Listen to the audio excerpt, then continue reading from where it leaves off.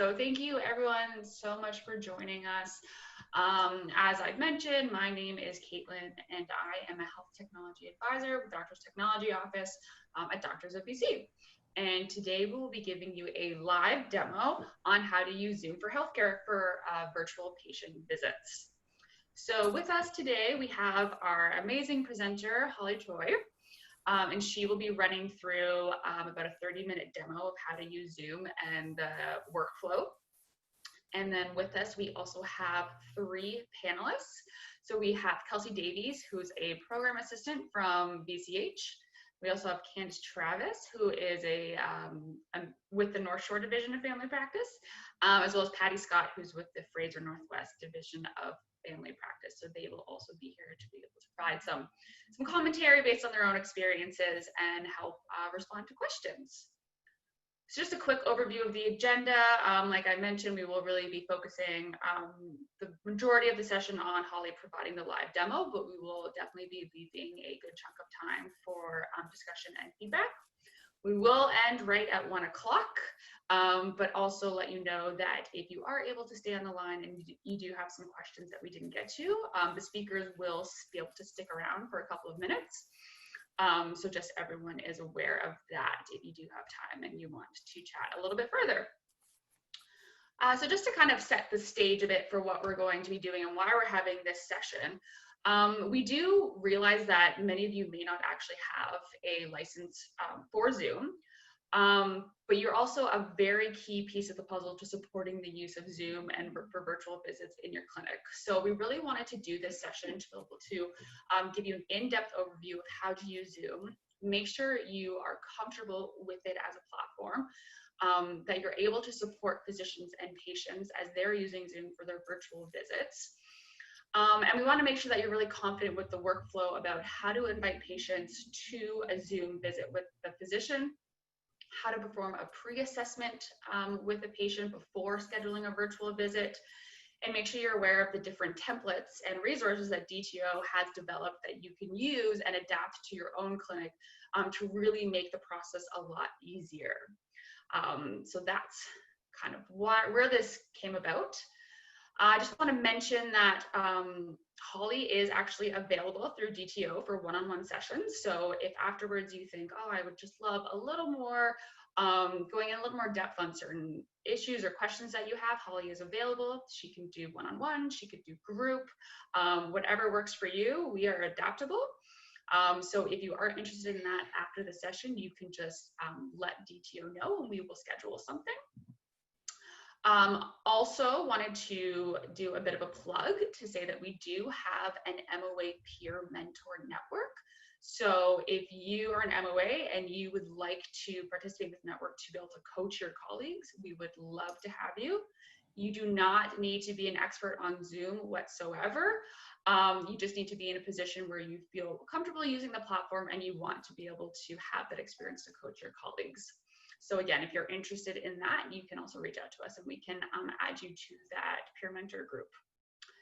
And then finally, I just want to mention that we are planning to do future engagement and learning sessions specifically for MOAs. So we'd also love to hear your feedback at the end on what sort of topics in virtual care you think would be helpful. So please always let us know what you would like from us and we'll do our best to support you on those. That's it for my part. I'll hand it over to Ashford for some housekeeping. Great, thank you. Good afternoon, everybody. So as you know, when you join the webinar, you are all put in listen-only mode automatically. But of course, we still want you to join the conversation, ask any questions, make any comments that you would like. So there's a couple of ways of doing that. So if you move your mouse to the bottom of the screen, the toolbar will show up. And so you can raise your hand and I will take you off mute so you can actually speak to the group and to the presenter.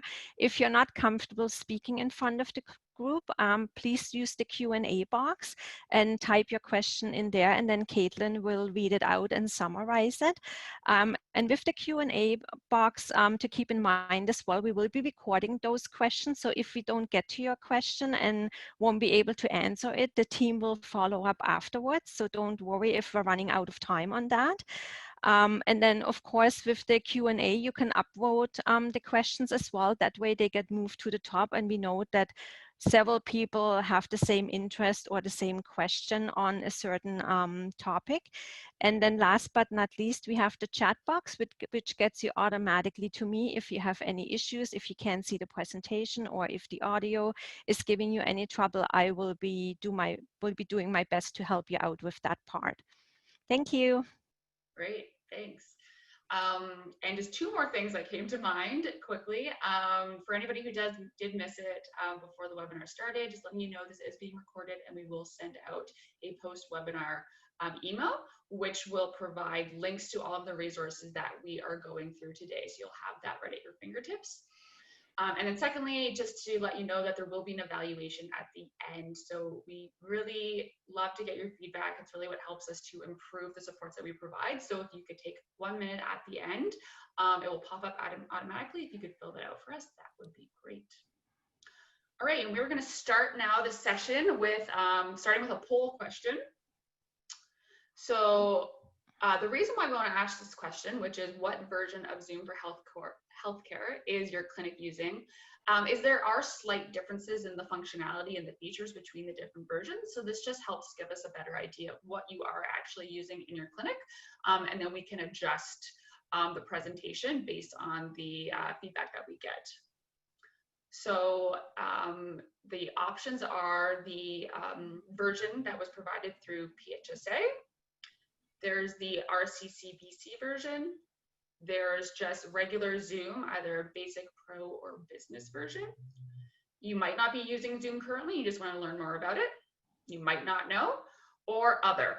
So if you're not using any of the ones listed, you can just write in the Q&A box, and then we'll know which version you're using. And also we know that sometimes the poll doesn't pop up for everybody. So if it didn't pop up for you, we'd still love to hear from you. And again, you could just write that in the Q&A box. Yeah, and we're at about 60% now, so I'll just leave it open for 10 more seconds and then we'll close it down.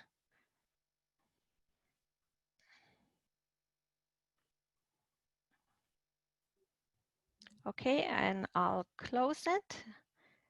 And then here are the results to share with everybody. So we have the PHSA version, we have 27%. The RCCBC version, we have 8%.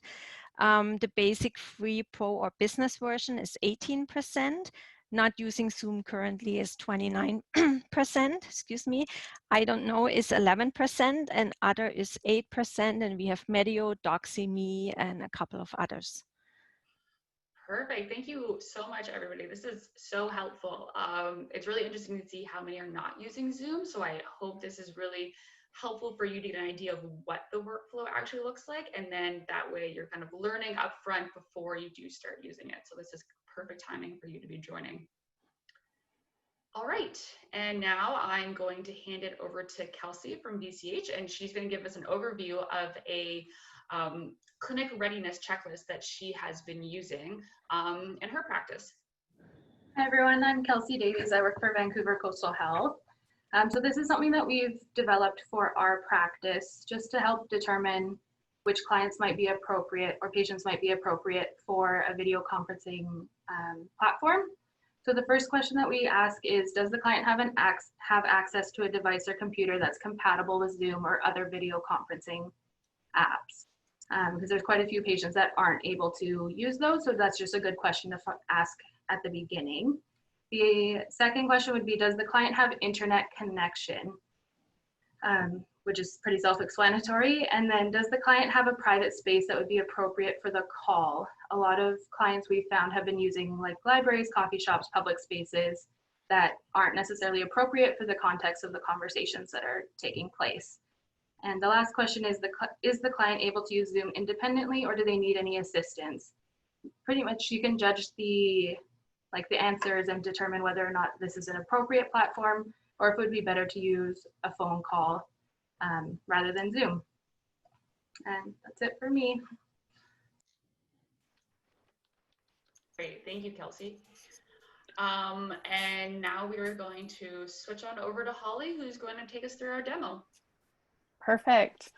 Hi, everyone. I know some of you are familiar to me and some of you aren't. For those of you that have not met me, my name is Holly Choi. I am an education specialist with the Doctor's Technology Office, primarily focused on Zoom. And you may have seen me in the Zoom training videos that we have up on our YouTube channel. And I also did the physician webinar a few weeks ago. So you may recognize me from that. A few familiar faces in the attendees, which is always great to see. Today, I'm going to be doing a demo for you of how the Zoom for Healthcare platform works. The license that I have on the account that I'm showing you today is the PHSA license. And I just want to say that up front because you may see a few things that are a little bit different from what you're seeing if you're logged into a different version. Some of the settings in the PHSA version are set very intentionally for security reasons. And that does limit some of the things we're able to do when we are using Zoom for healthcare. But the main thing I want to really focus on just for a moment is that it is a very, very secure platform. I know there has been a lot of anxiety out there around potential Zoom bombing, if you've ever heard of that, people dropping into meetings. And I will show you that that's really not possible the way that it's set up and that you will always have full control. Today's session again is centered around how the MOAs can support the clinic, and while you don't necessarily have your own Zoom license, there are many ways that you can still support virtual care in your clinic. And in addition to that, we all know that when doctors tend to go wrong or sideways somewhere and they need help, the first place they run is to their MOA. So we want to make sure that you feel supported, even if you are not actively using Zoom yourself, that you feel well set up to use Zoom in your clinic and support your physician or nurse practitioner that is using Zoom. So what I'm going to be doing first is walking you through what inviting patients to a Zoom visit looks like and what that workflow will look like and why we're using the workflow that we're suggesting. What I'm going to do here is I'm going to share my other computer screen with you. So just so that you don't feel like you're lost in a little time warp, you're going to see my entire desktop on my other machine now. So let me go ahead and share that. Okay. All right, so you should see my computer screen now. Now we're in a Zoom webinar right now, and I have to show you the workflow for a Zoom meeting. So that's why we've got this kind of funny setup going on here. So before we invite patients to a Zoom visit, I want to talk about the PHSA version workflow that we've come up with here. This workflow that we're using, it's not specific to the PHSA license, I should say, but based on what the security settings are for that license, we've come up with a workflow that we feel is very easy to work through and mimics your clinic's workflow currently, in terms of you're still going to use your same booking software. You're still going to have the patient complete their visit in a very, very similar fashion. We're just using Zoom as a technology to assist. So in order for us to do this, what we're going to be using is a workflow that uses a Zoom feature called the Personal Meeting ID. And if you don't have Zoom installed on your computer, or if your physician does not have Zoom installed on their computer, I highly, highly recommend please use the Zoom app. And you can download the Zoom app by going to the Zoom website, which is zoom.us. It is really so much easier to do everything through the app rather than trying to do things through the web, especially if you're going to be using this as a main communication tool in your clinic.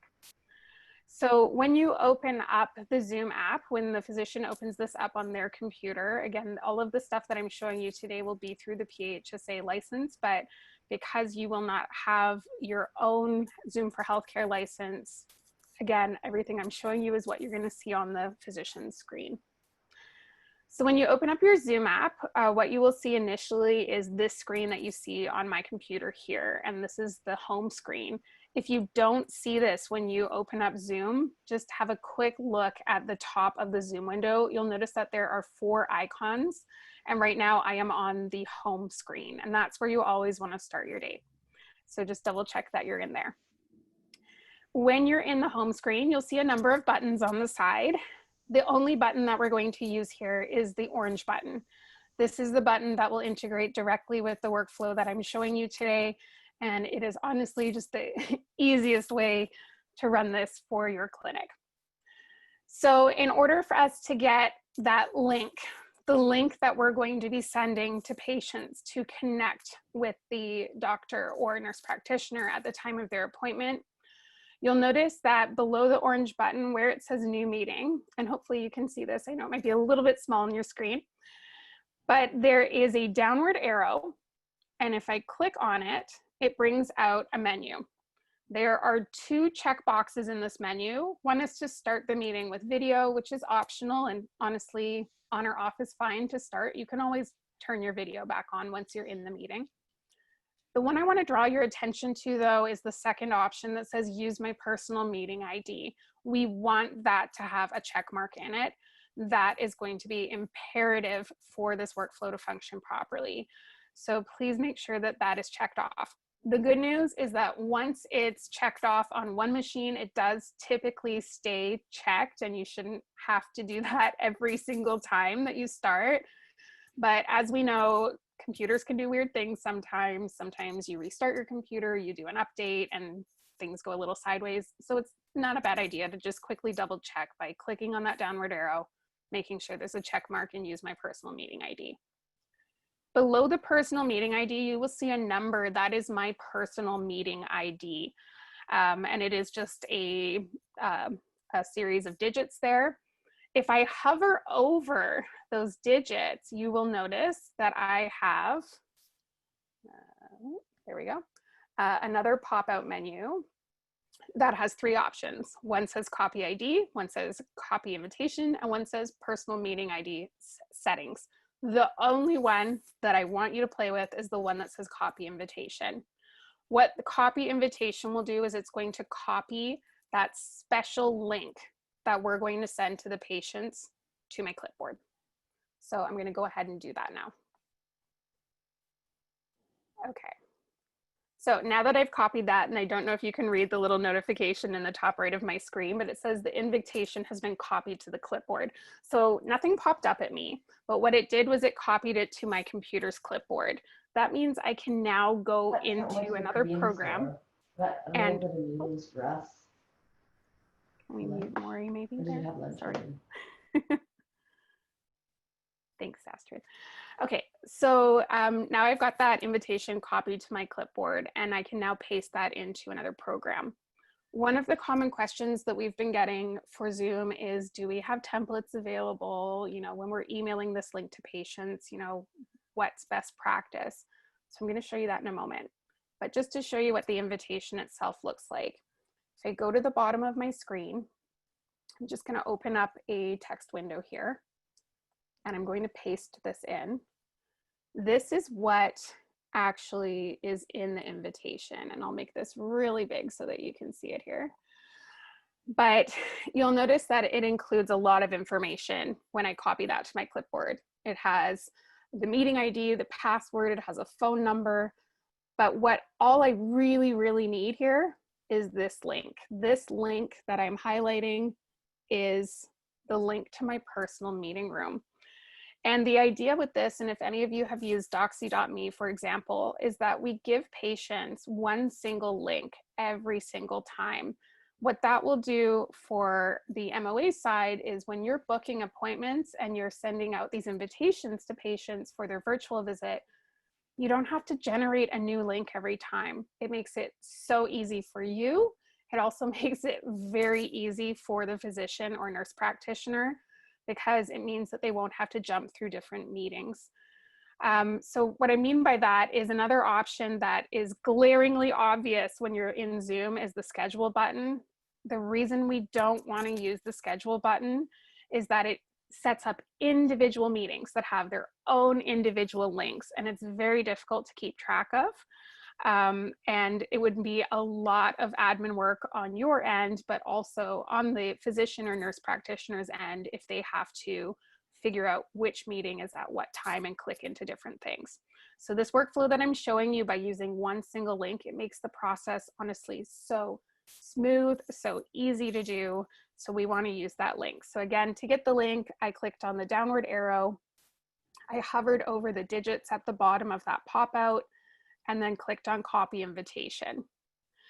Now that link that I've copied, and you'll see that again, that's where I pasted it in this window here. Yes, we have templates for you. And I just want to show you what DTO has put together, because I know that some of the resources, there's so many resources, and I know it's overwhelming to work through, but we have a really awesome template resource that I want to show you. So I'm going to pull that up on my screen here. So this is a document. We'll give you a copy of this document as well in the follow-up email, but this is a document that's been put together that includes a bunch of different templates for the patient invitation. And the main one at the top here that you'll see is a template with all of the phrasing in there in terms of thank you for booking your appointment with Dr. Choi. To start your Zoom for healthcare visit on date and time of the visit, click the link below. And all I would be doing in here is taking that link that I grabbed from my invitation, right? That thing that I copied earlier, and pasting it into here. Because it's going to be the same every single time for every patient, that makes it very, very easy for you. Oh, there we go. That makes it very easy for you that when you are inviting patients, that you have just that one link that you're using. So the idea is that you could take this template that we've created and you can modify it to meet your clinic's needs, make sure that everything that's written in there makes sense for your clinic and your clinic's workflow, and really customize this down to how your clinic works. A question that came up earlier that I'd just like to speak to really briefly is if you are in a clinic that has a population where a large percentage of them speak one specific language, and you want to make sure that that communication is going out in a language that's visible to them, whether you do that in 2 languages or one language, it's all up to you, but you can take this template and then modify it as needed. What we're not doing with the workflow that I'm showing you today is we're not going to have emails coming directly from Zoom. The template that I'm showing you here is something that you would then copy and paste once you've got it set up into an email, where you would then send that out at the time the patient books the appointment. So the idea is you get your template all set up just the way you like it. You get the doctor or the nurse practitioner's personal meeting link directly in the template, and then you're copying and pasting that same template out to every patient as you book their appointments. So there is a lot of great best practice information in the template as well, including information on disclaimers and consent. So I really strongly recommend checking this document out after today's session. If you are struggling with how to word that stuff, it's in there. It's a great place to start. Okay. So again, that's the idea. We give everyone the same link. So then how is that going to work on the physician side? And that's what I'm going to show you now. So Holly, while you get that set up, we do have a hand up. So that may be a good time. Yeah, so Alim, I'm going to take you off mute if you would like to go ahead and ask your question.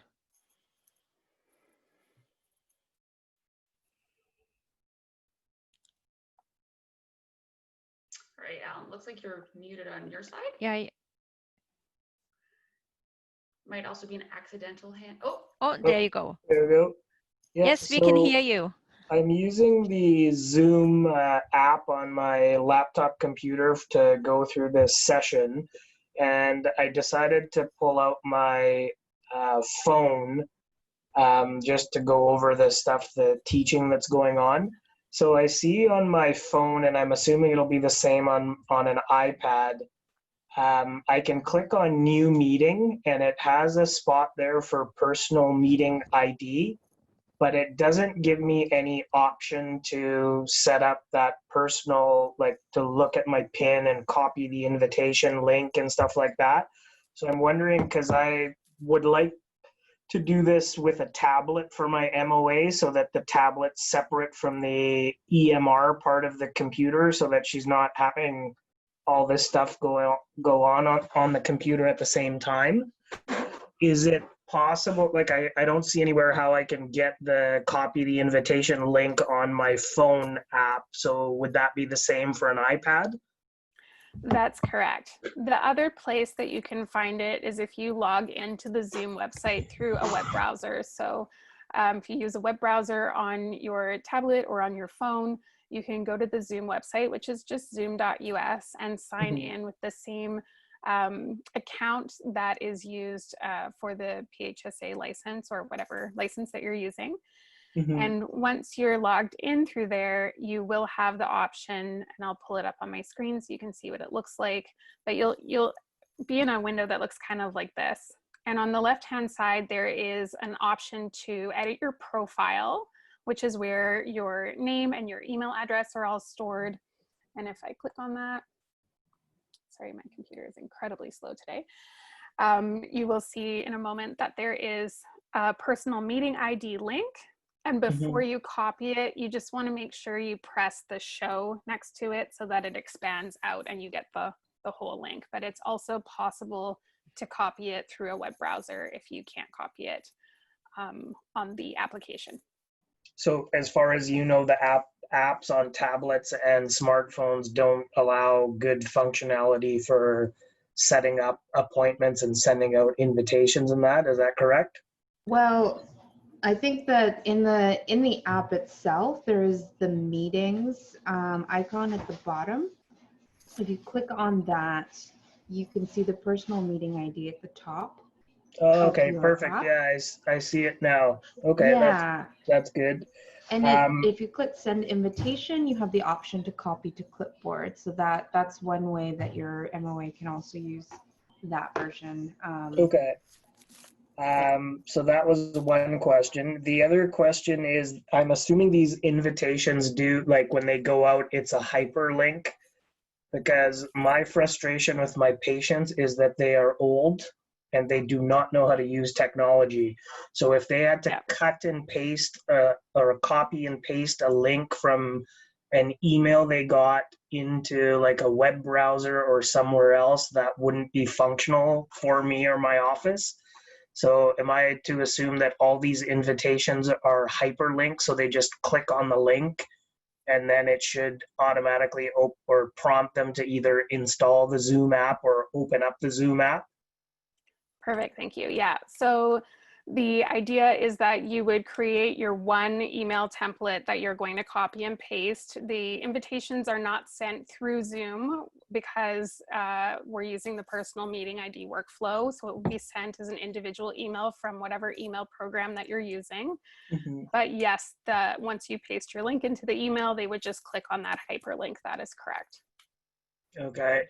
And is there, like, that document that you briefly went over, does it basically have like a how-to step-by-step for older people, how to like open this stuff up and actually use it or test it? Because the other frustration I have is they'll do all this stuff, but then they won't allow access to their camera, they won't allow access to their microphone, and you spend all this time doing a virtual visit and you actually spend, more than 50% of the clinical encounter troubleshooting for them rather than providing clinical care. Yeah, so one of the things that Caitlin will go over at the end of my demonstration is what available resources that we have, but there are patient resources as well. So yes, absolutely, we'll be going over that. Okay, thanks. Thank you. Yeah, and you'll note that in the DTO template that Holly has provided, it actually already has links directing people to those patient resources. So FAQ, as well as like a visual poster of like the step-by-step instructions, including enabling your video and providing permissions. So we really wanted to make it as simple as possible for exactly that, patients who may not be comfortable with technology to really see this as like a very simple experience, but also giving them the tips and troubleshooting things if they do encounter issues. And another thing I would suggest maybe looking at, because I've seen this in my own personal experience, is these older patients have like fancier phones than me, right? they get sold these things, they have data plans, they don't know how to use anything on it. So for example, one time I was like, well, let me just install this all for you because it'll take me like 3 minutes. They don't have an Apple ID. They don't know an Apple ID password. They don't have an email address. So like they have this fancy phone and you can't even install the Zoom app on the device for them. So that's another big thing that I'm encountering. So maybe like also putting tips and tricks on, you know, what that entails for them so that they know that these are other things that they may not even have or may not even know how to do to even get them started on virtual care. Absolutely. Yeah, our patient resource give them instructions on how to download the app, but also you can log in via web browser without a Zoom account, without the app. So there are instructions on how to do that in our resources as well. Thanks for the feedback, but absolutely, that's something we've considered for sure. Thanks. I think we'll get back into the demo to be respectful of everyone's time here. And we will have time to stay on the line at the end if you have more questions as well. Now, in terms of how, once we've got that link out to the patients, again, everyone is sent the same link, then how does that work with the workflow on the physician end? So at the beginning of the day, a physician or nurse practitioner will open up their Zoom app and they should see a screen that looks like this. And we're going to just double check that they've got personal meeting ID checked off, and we're going to start a new meeting. Now, when I start a new meeting on my screen here, what I'm going to be doing is not joining the audio because you probably don't want to hear my voice twice. That would be a little bit difficult, but ideally they would click join with computer audio and they would use either a built-in microphone, or if possible, it is a little bit better to use a headset like I'm wearing right now, because that will give them the opportunity to have a little bit of clear sound and limit some of the background noise. So I'm just going to close that for now. I'm going to switch over to the other camera. So let me see if I can do that here. Okay, so there I am. So this is what the visit will look like. So in the morning, again, they'll just hit that new meeting button. It opens them up into a screen that looks like this. And this gives you a really good opportunity to make sure that your video is clear, that your sound is working, and you can always turn your audio and video off at any time. The idea is that when you start a new meeting, it's kind of like opening your clinic door for the day.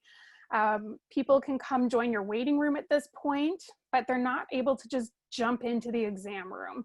So what we're doing by starting a new meeting is just opening the door and say, hey, we're open, come on in and join our waiting room.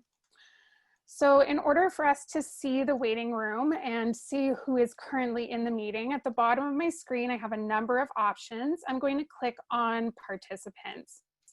And participants will open up a panel to the right-hand side. And I'll just drag this over, just hopefully that's not blocking anyone's screen there.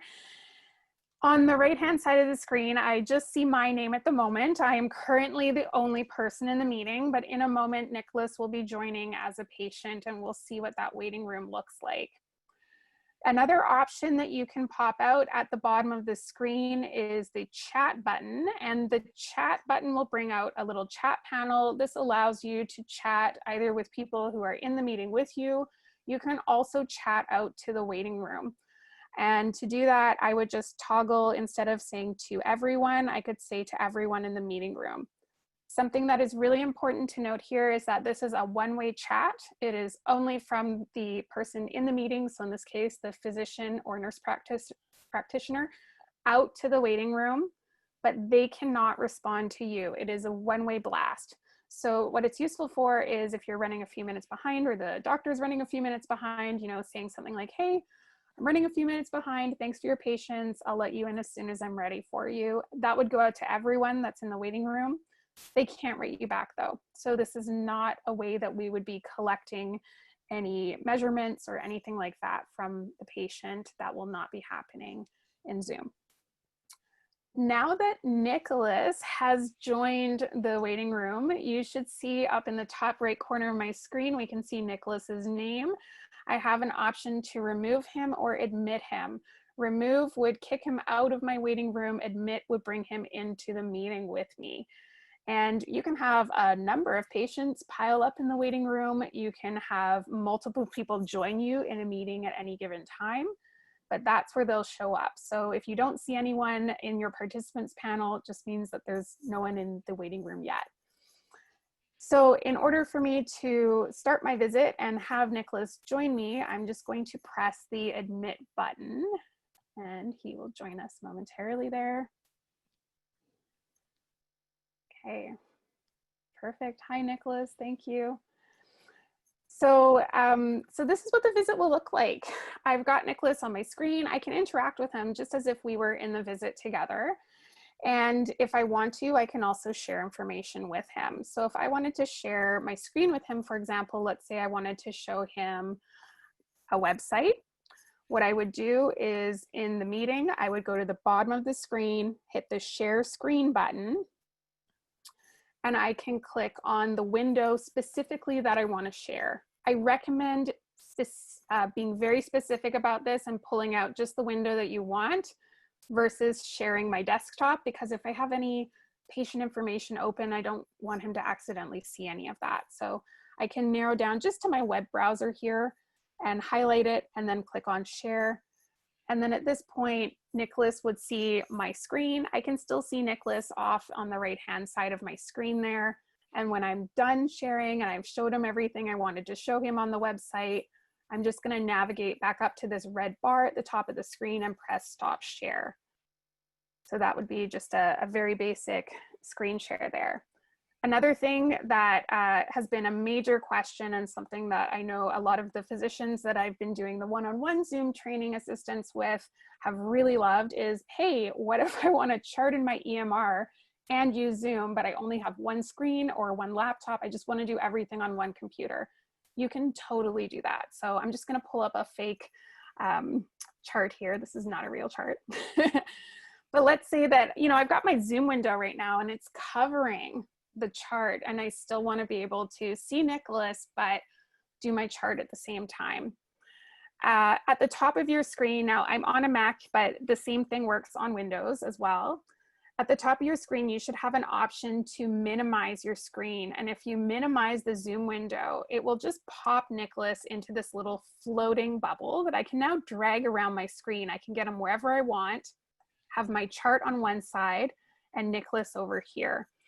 And I can still see and talk to him. He still sees me. He can still see my video. He still hears me, but it means that I can look in my chart. I can chart as I would normally. And as soon as I am done with my chart and I want to see Nicholas full screen again, I can just press this button over here to pop my window back open and see him in the full screen.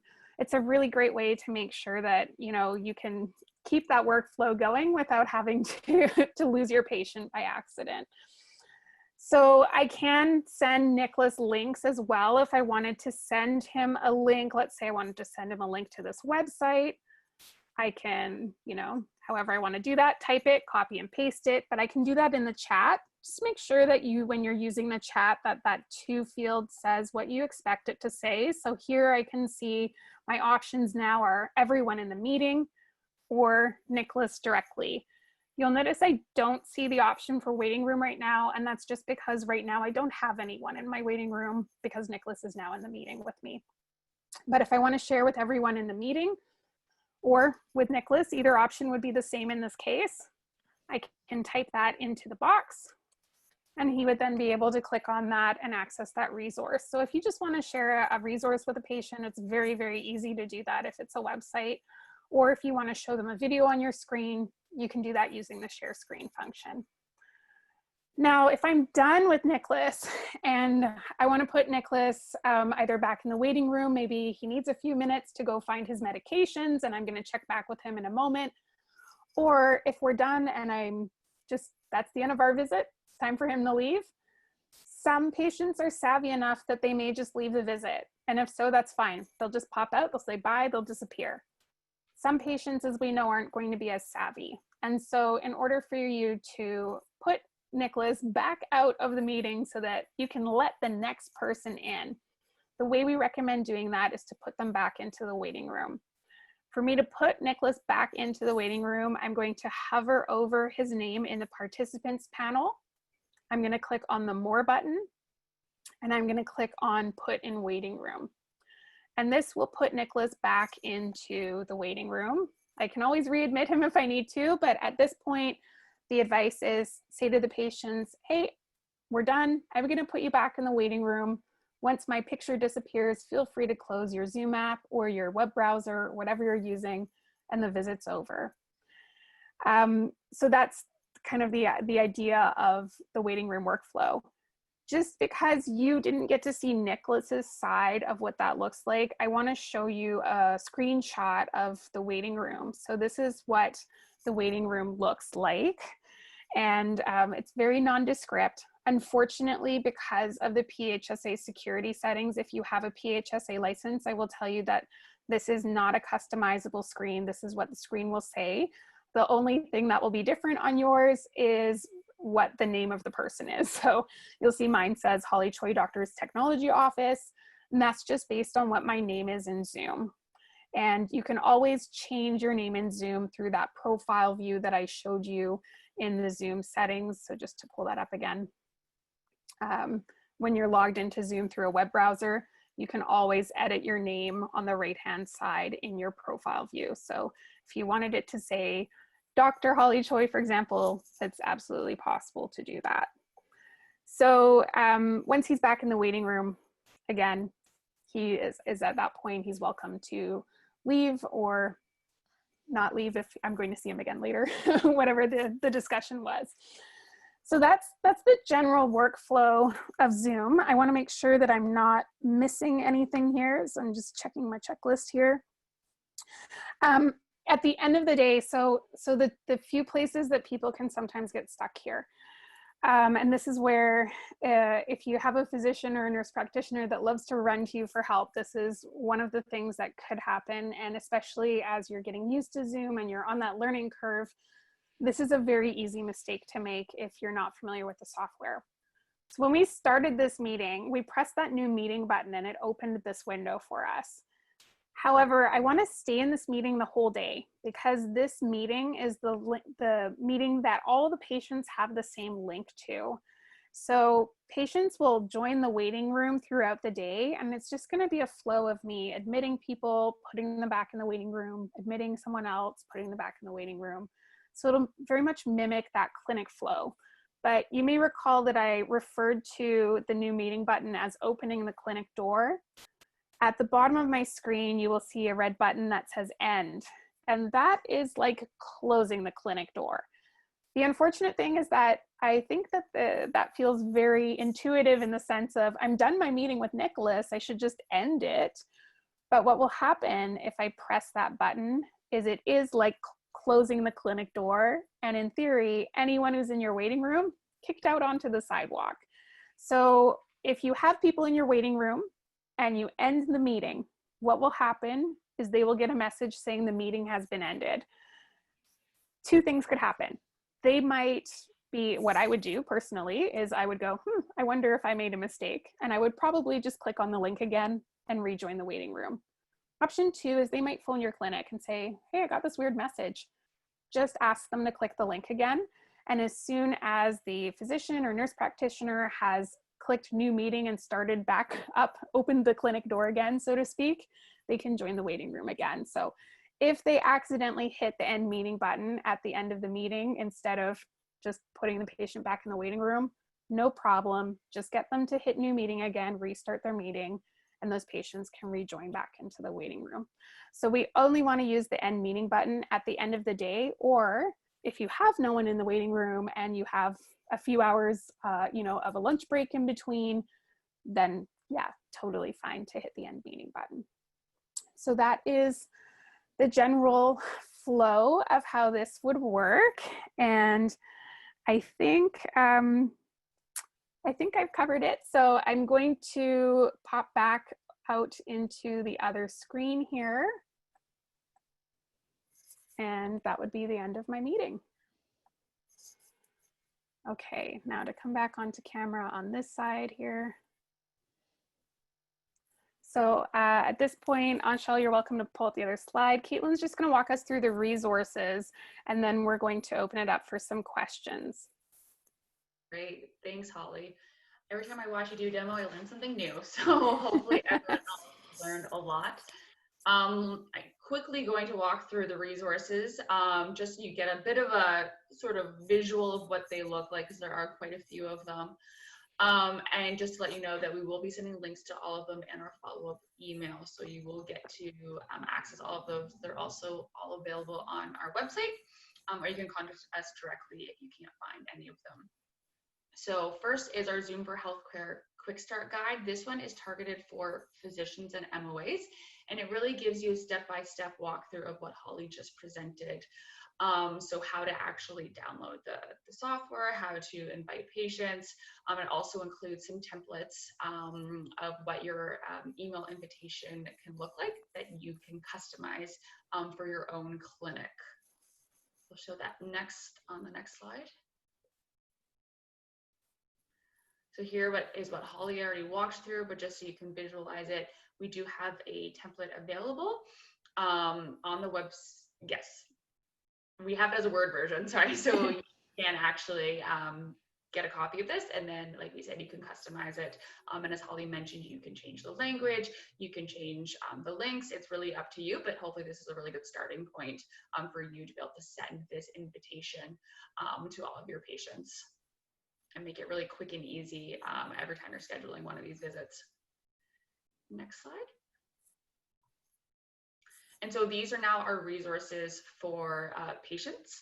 So this is like a very nice one-page visual where we really try and break it down in very simple steps about how a patient can prepare for their virtual visit using Zoom.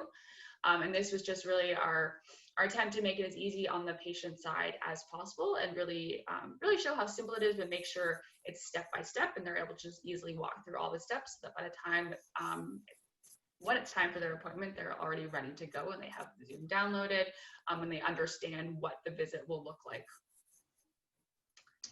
One note on that, there is a section at the bottom that's cut off just for screenshot purposes that does provide the instructions on how to download the app and how to join via web browser.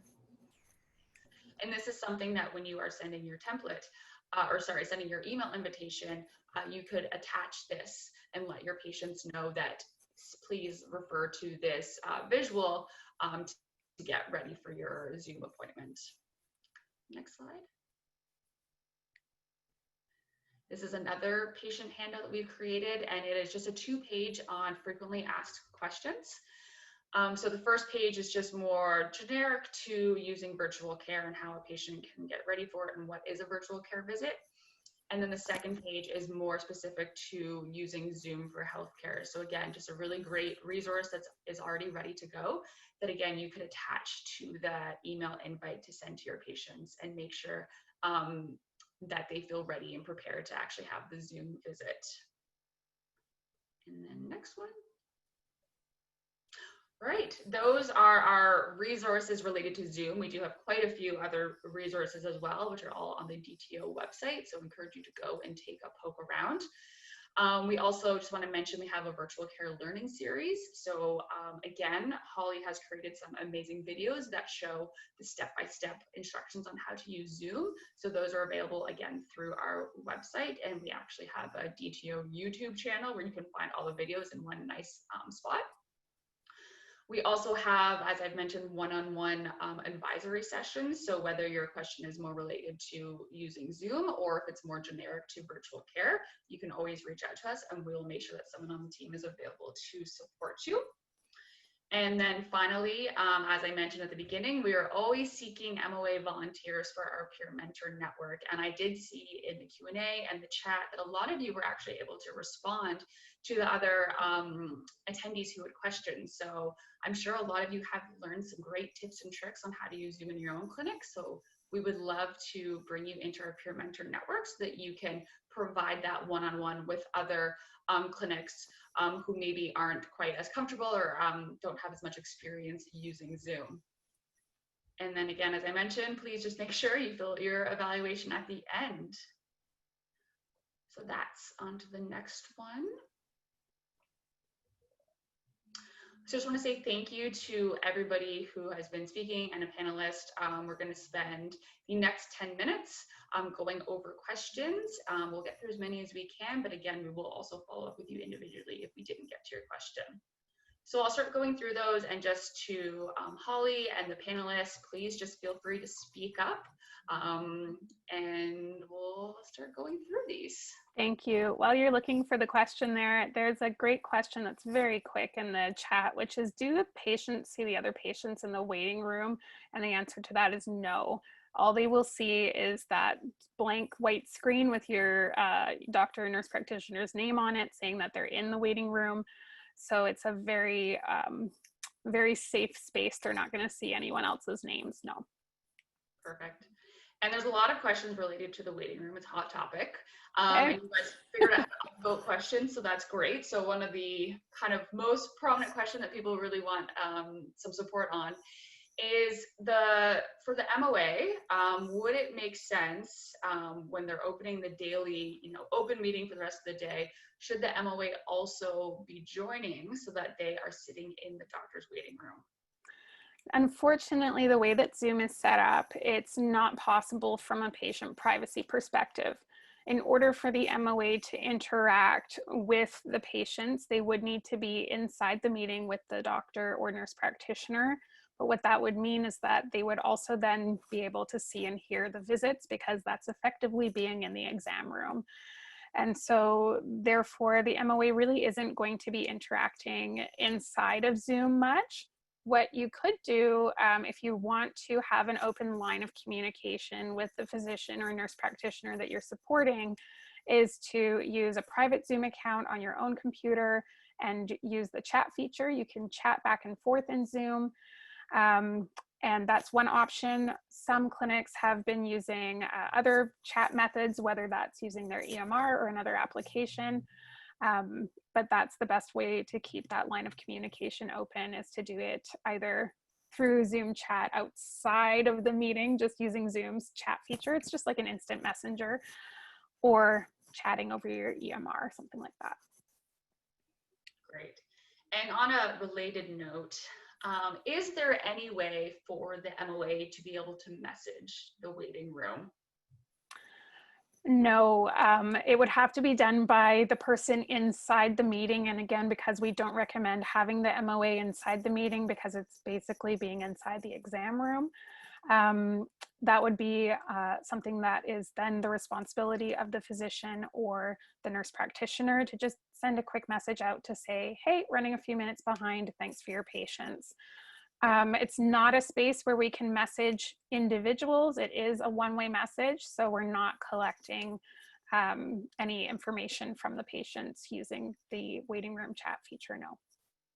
One just general tip, since the MOAs will have access to the appointment schedule, they could have their contact information for the patient. So if the doctor, say, lets you know that he's really running late, then, maybe the MOA is messaging or phoning folks to let them know, you're in the right place, just hold on and we'll get started with the appointment as soon as possible.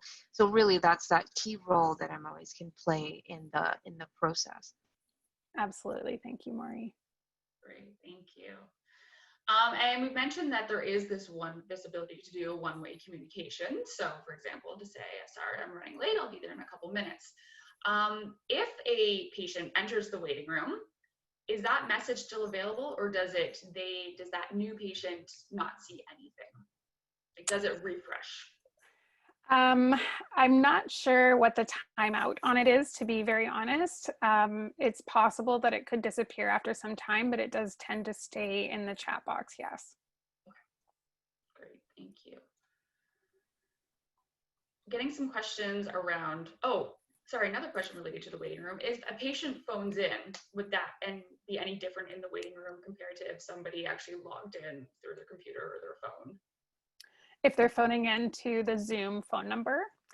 Yeah, so part of that copy invitation that I was showing, there was a 1-800 number at the bottom, and it is possible, and I know that there are on the line right now some people that have phoned into the meeting. It's absolutely possible to phone into a Zoom meeting. It's a very roundabout way of having a telephone consult, to be honest, but and probably if you're just intending a telephone consult, then it's probably best to just do it over the phone. But in a scenario where they just can't get it working and they just want to join their appointment without further delay, yes, they can use the phone number that's included in that invitation. They will need a copy of the meeting ID and the meeting password, which are also in that invitation when you go through the copy invitation that I showed you under the new meeting button. Yeah, that is a great point. And the template does provide a little space that if you want to include the telephone information, as Holly mentioned, make sure that you also then include that PMI ID and the password, because they're all protected by password default. Great, thank you. A couple more we'll try and get through is more related to file transfer. So is the physician, or other way, can the patient send files through Zoom between each other? Yes and no. If you are using a PHSA license, unfortunately, that functionality has been turned off through the PHSA license. As far as I'm aware, unless something has changed, I believe that is possible if you are using an RCCBC account, but it is not something that's available through the PHSA license. That was a security decision that they made. So you would have to explore an alternative, or in some cases, people have been getting around it by using links instead of sending documents. Great, yes, exactly. I was just gonna say, you can send links, so that's perfect. And just as you're prepping for your virtual care visits, if you do realize you are on the PHSA version and are unable to send files through Zoom, you can reach out to DTO and we can kind of talk you through some alternative options, such as using secure email platforms or secure file transfer options. So there are workarounds for sure, and we can help you figure out what will work best for you in your clinic. All right, and I guess we'll just get through one more. Is there a way, so if the physician and the patient are chatting in the room, there's a question of if it is a two-way conversation, so how that compares to in the waiting room. And then also, is there ability to record the chat if they want to access it later? No, the chat is not. All recording is basically turned off in the PHSA and in the Zoom for Healthcare license period. Whether you're using RCCBC or PHSA, those are Zoom for Healthcare licenses, and the reason that that's being used is because that recording functionality is turned off. So it's not possible to record the chat. Sorry, what was the second half of that question, Caitlin? It was basically if it's, make sure it's two-way, so both the patient can actually chat back to the physician. Yeah. To tag onto that, I do see a question in the chat that is kind of similar, which is, can we have more than one patient in an exam room or two parents joining in from different computers? Yeah, absolutely. You can have as many patients. You can continue to admit people into the meeting, as many as you want, and you can also kick out as many as you want. So if you wanted to have a group visit where there was, up to, let's say, like 8, 9, 10 patients, totally, you could do it. Can get a little wild if you do it that way, but if you're having a consult where you're having multiple family members Zoom in from different locations, absolutely possible. Great, thank you. It is time to wrap up here, so just want to thank you everybody for joining. As I mentioned, please stay on the line. We do also have our other panelists, Kelsey, Patty, and Candace, available to help answer any questions you might have. So, and anybody that we didn't get to your question, we will follow up with you directly. So again, a big thank you to everyone for coming and to our presenters. Hope everyone enjoyed it. And we will go silent for about a minute, but please stay on the line if you'd like to talk to us further.